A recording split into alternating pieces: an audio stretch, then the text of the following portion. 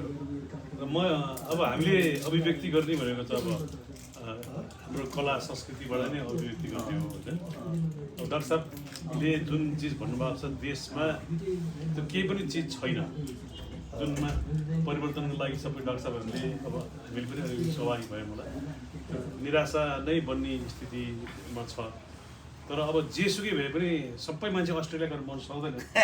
मैले जहाँ पनि भनेको हामीले यहीँ बस्नुपर्छ। म त अब 34 वर्ष अगाडि गएको थिएँ बस्न चाहे पनि हामी पनि बस्न सक्थ्यौँ होला।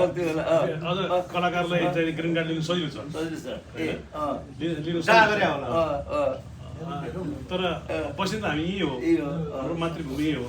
यसलाई कसरी बचाउने र आफू मात्रै बाँच्ने होइन कि सबै नेपालीलाई कसरी बचाउने भन्ने कुरा चाहिँ एउटा सबभन्दा प्रमुख कुरा हो। र हाम्रो देशको चाहिँ भू स्थिति चाहिँ अलिक संवेदनशीलै छ अरू देशको भन्दा होइन।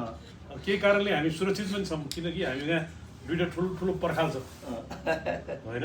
देश पनि पर्खाल हो एक किसिमले, त्यो पनि पर्खाल हो, यता पनि पर्खाल हो। पर्खालभित्र त सुरक्षित हुनुपर्ने नि, तर पर्खालबाट हाम फालेर मान्छे आउँदैछन्।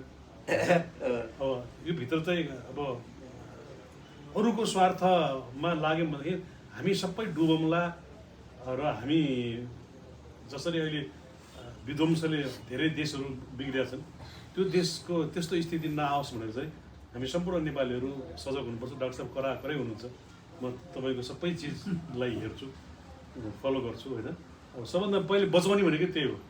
त्यो बाँच्यो भने मात्रै कला संस्कृति बच्छ, व्यापार बच्छ, नत्र केही पनि चिज बच्दैन। त्यस कारण अहिलेको स्थिति भनेको हाम्रो आफ्नो मातृभूमिलाई कसरी रक्षा गर्ने, कसरी बचाउने नै त्यो नै सबैभन्दा प्रमुख विषय हो जस्तो लाग्छ मलाई।